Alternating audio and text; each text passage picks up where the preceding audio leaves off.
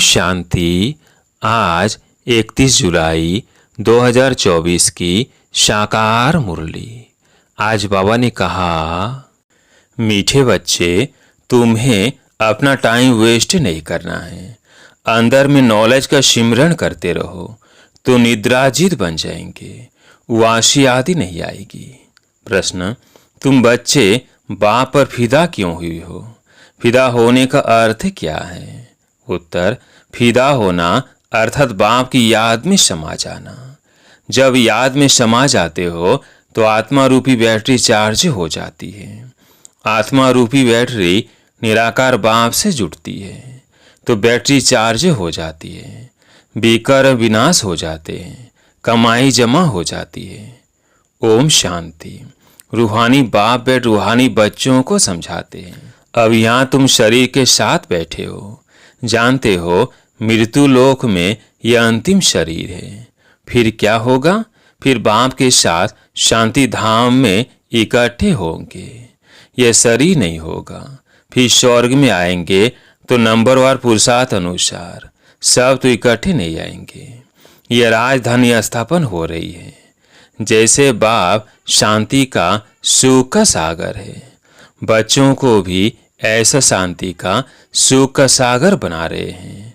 फिर जाकर शांति धाम में विराजमान होना है तो बाप को, घर को और सुख धाम को याद करना है। यहाँ तुम जितना जितना इस अवस्था में बैठते हो, तुम्हारे जन्म जन्मांतर के पाप भस्म होते हैं। इसको कहा जाता है योग अग्नि। सन्यासी कोई सर्वशक्तिमान से योग नहीं लगाते, वो तो रहने का स्थान ब्रह्म से योग लगाते हैं। वो है तत्व योगी, ब्रह्म अथवा तत्व से योग लगाने वाले। यहाँ जीव आत्माओं का खेल होता है। वहीं स्वीट होम में सिर्फ आत्माएं रहती है। उस स्वीट होम में जाने के लिए सारी दुनिया पुरुषार्थ करती है।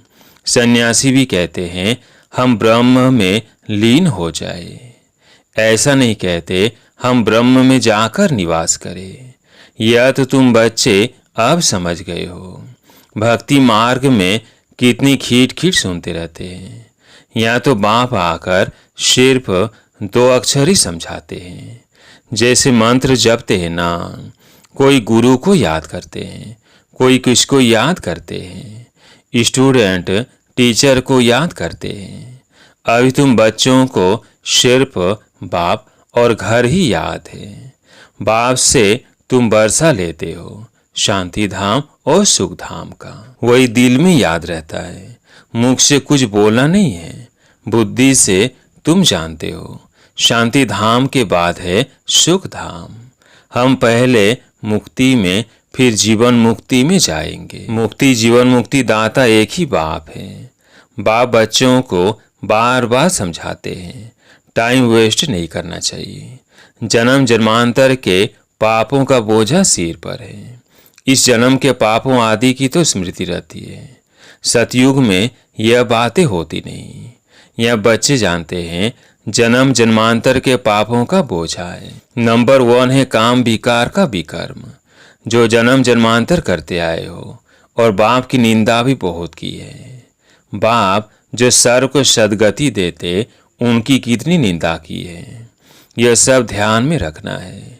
अब जितना हो सके बाप को याद करने का पुरुषार्थ करना है। वास्तव में वह सदगुरु कहा जाता है, गुरु भी नहीं।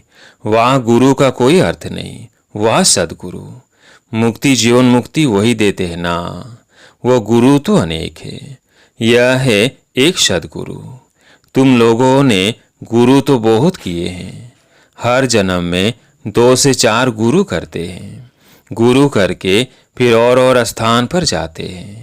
शायद यहाँ से अच्छा रास्ता मिल जाए। ट्रायल करते रहते हैं और गुरुओं से, परंतु मिलता कुछ भी नहीं। अभी तुम बच्चे जानते हो यहाँ तो रहना नहीं है, सबको जाना है शांति धाम। बाप तुम्हारे निमंत्रण पर आए हैं, तुमको याद दिलाते हैं। तुमने हमको कहा है कि आओ, हमको पति से पावन बनाओ। पावन शांति धाम भी है, सुख धाम भी है। बुलाते हैं हमको घर ले जाओ। घर सबको याद है। आत्मा फट से कहेगी, हमारा निवास स्थान परम धाम है। परम पिता परमात्मा भी परम धाम में रहते हैं, हम भी परम धाम में रहते हैं। अब बाप ने समझाया है, तुम पर बृहस्पति की दशा बैठी हुई है। यह बेहद की बात, बेहद की दशा सब पर बैठी है। चक्कर फिरता रहता है। हम ही सुख से दुख में, फिर दुख से सुख में आते हैं। शांति धाम, सुख धाम, फिर यह दुख धाम। यह भी अब तुम बच्चे समझते हो। मनुष्यों की तो बुद्धि में नहीं बैठता। अभी बाप जीते जी मरना सिखला रहे हैं। परवाने क्षमा पर फिदा हो जाते हैं। कोई उस पर आशिक हो जल जाते हैं, फिदा हो जाते हैं। कोई फिर फेरी पहन चले जाते हैं। यह भी बैटरी है ना। सबका बुद्धि योग उस एक से है। निराकार बाप से जैसे बैटरी लगी हुई है।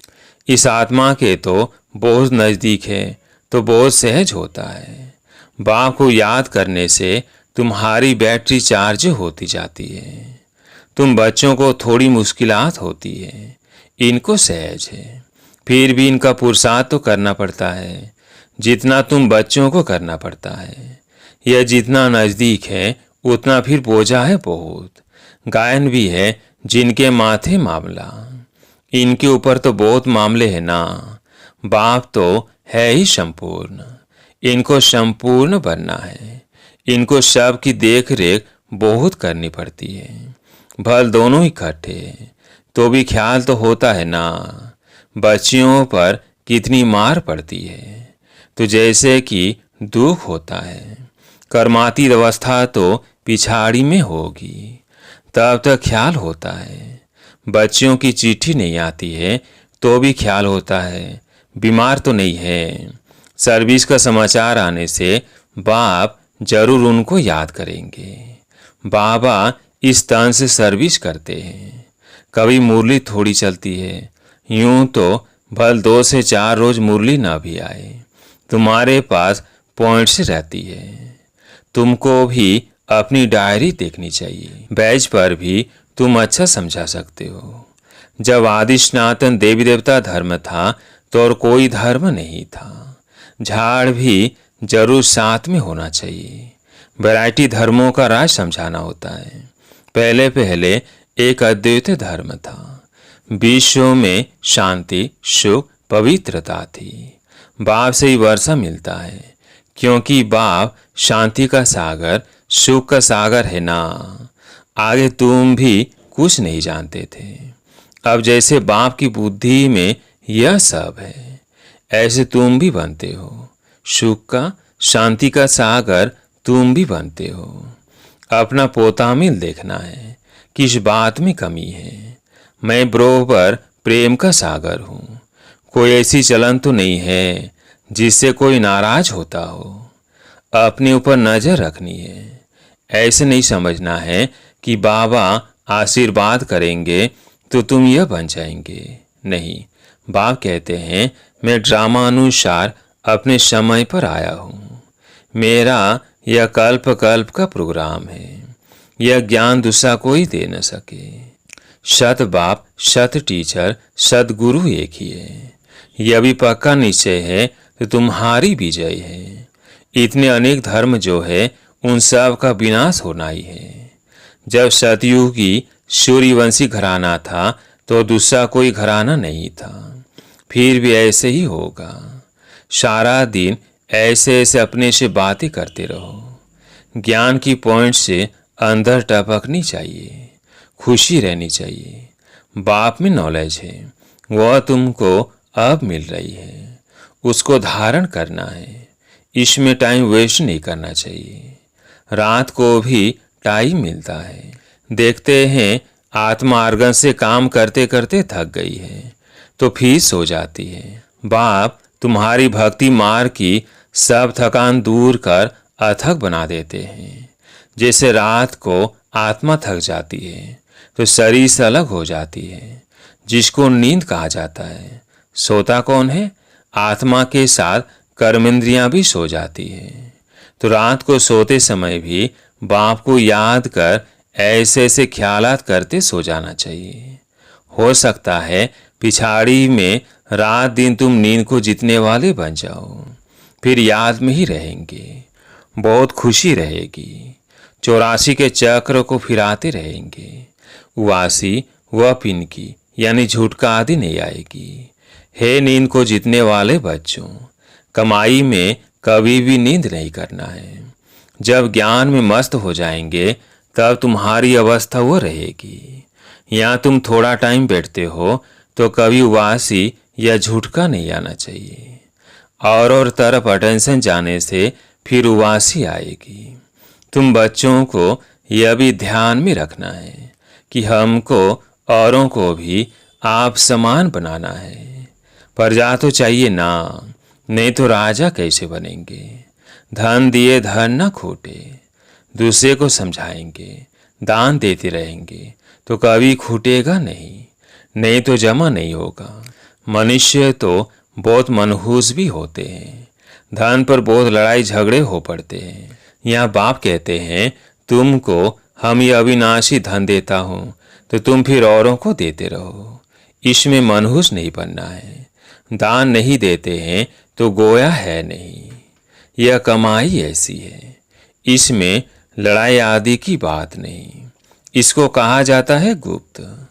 तुम हो इनकॉग्निटो वॉरियर्स। 5 विकारों के साथ तुम लड़ते हो। तुमको अननोन वॉरियर्स कहा जाता है। प्यादों का लश्कर बहुत होता है, यहाँ भी ऐसे हैं। प्रजा बहुत है, यहाँ भी ऐसे हैं। प्रजा बहुत है। बाकी कैप्टन मेजर आदि सब है। तुम सेना हो, उसमें भी नंबर वार है।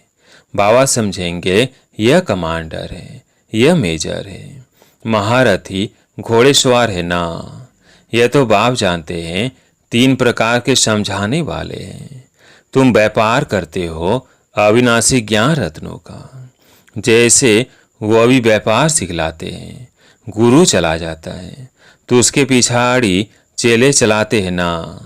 वह स्थूल और यह फिर है सूक्ष्म। अनेक प्रकार के धर्म हैं, हर एक की अपनी अपनी मत है। तुम भी जाकर उन्हों का सुन सकते हो, वो लोग क्या सिखलाते हैं, क्या क्या सुनाते हैं। बाप तो तुम्हें 84 के चक्र की कहानी समझाते हैं। तुम बच्चों को ही बाप आकर वर्षा देते हैं। यह ड्रामा में नोंद है। अभी कलयुग अंत तक यह आत्माएं आती रहती है, वृद्धि को पाती रहती है। जब तक बाप यहाँ है संख्या बढ़ती ही जाती है। फिर इतने सब रहेंगे कहाँ, खाएंगे कहाँ। सब हिसाब रखना पड़ता है ना। वहाँ तो इतने मनुष्य होते नहीं, खाने वाले ही थोड़े। सबकी अपनी खेती रहती है। अनाज रखकर क्या करेंगे। वह बरसात आदि के लिए यज्ञ आदि नहीं करने पड़ते जैसे यहाँ करते हैं। अभी बाप ने यज्ञ रचा है। सारी पुरानी सृष्टि यज्ञ में स्वाहा होनी है। यह बेहद का यज्ञ। वो लोग हद के यज्ञ रचते हैं बरसात के लिए। बरसात पड़ी तो खुशी हो गई, यज्ञ की सफलता हुई। नहीं होने से अनाज नहीं होगा, अकाल पड़ जाता। भले यज्ञ आदि रचते हैं परंतु बारिश को नहीं पड़ना है तो क्या कर सकते हैं। आफतें तो सब आनी है। मूसलाधार बरसात, अर्थक्वेक, यह सब होना है। ड्रामा के चक्र को तो तुम बच्चों ने समझा है। यह चक्र भी बहुत बड़ा होना चाहिए। एडवर्टाइज बड़े बड़े स्थानों में लगी हुई होगी तो बड़े बड़े लोग पढ़ेंगे, समझ जाएंगे कि अब बरोबर पुरुषोत्तम संगम युग है। कलयुग में बहुत मनुष्य हैं, सतयुग में थोड़े मनुष्य होते हैं, तो बाकी सब इतने जरूर खत्म हो जाएंगे।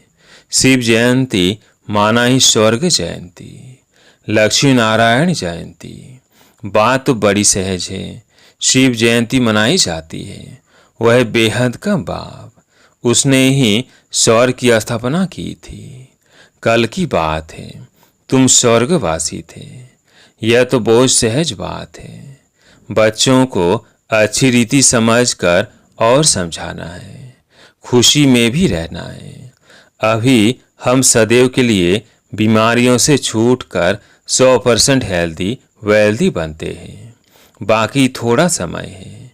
भले कितने भी दुख मौत आदि होंगे, तुम उस समय बहुत खुशी में होंगे। तुम जानते हो मौत तो होना ही है। कल्प कल्प का यह खेल है। फिक्रात कोई नहीं होती। जो पक्के हैं वह कभी हाय हाय नहीं करेंगे। मनुष्य कोई का ऑपरेशन आदि देखते हैं तो चक्कर आ जाता है। अभी तो कितना बड़ा मौत होगा। तुम बच्चे समझते हो यह सब तो होना ही है। गायन भी है, मिरुआ मौत मलू का शिकार। इस पुरानी दुनिया में तो बहुत दुख उठाया है। अब नई दुनिया में जाना है। अच्छा, मीठे मीठे सिकिलधे बच्चों प्रति माता पिता बाप दादा का याद प्यार और गुड मॉर्निंग। रूहानी बाप की रूहानी बच्चों को नमस्ते। हम रूहानी बच्चों की रूहानी बाप दादा को याद प्यार गुड मॉर्निंग नमस्ते नमस्ते। धारणा के लिए मुख्य सार। पहला पॉइंट है, बाप से अविनाशी ज्ञान धन लेकर दूसरों को दान करना है। ज्ञान दान करने में मनहूस नहीं बनना है। ज्ञान की पॉइंट से अंदर टपकती रहे। राजा बनने के लिए प्रजा जरूर बनानी है। दूसरा पॉइंट है, अपना पोता में देखना है। क, मैं बाप समान प्रेम का सागर बना हूँ। ख, कभी किसी को नाराज तो नहीं करता हूँ। ग, अपनी चलन पर पूरी नजर है। आज प्यारे मीठे बाबा का वरदान, ज्ञान के साथ गुणों को इमर्ज कर सर्वगुण संपन्न बनने वाले गुण मूर्त भव। ज्ञान के साथ गुणों को इमर्ज कर सर्वगुण संपन्न बनने वाले गुण मूर्त भव। हर एक में ज्ञान बहुत है, लेकिन अब आवश्यकता है गुणों को इमर्ज करने की। इसलिए विशेष कर्म द्वारा गुणदाता बनो। संकल्प करो कि मुझे सदा गुणमूर्त बन सबको गुणमूर्त बनाने के कर्तव्य में तत्पर रहना है। इससे व्यर्थ देखने सुनने व करने की फुर्सत नहीं मिलेगी। इस विधि से स्वयं की व सर्व की कमजोरियां सहज प्राप्त हो जाएंगी। तो इसमें हर एक अपने को निमित्त अव्वल नंबर समझ सर्वगुण संपन्न बनने और बनाने का एग्जाम्पल बनो। स्लोगन, मनसा द्वारा योगदान, वाचा द्वारा ज्ञान दान और कर्मणा द्वारा गुणों का दान करो। मनसा द्वारा योगदान, वाचा द्वारा ज्ञान दान और कर्मणा द्वारा गुणों का दान करो। अच्छा, ओम शांति।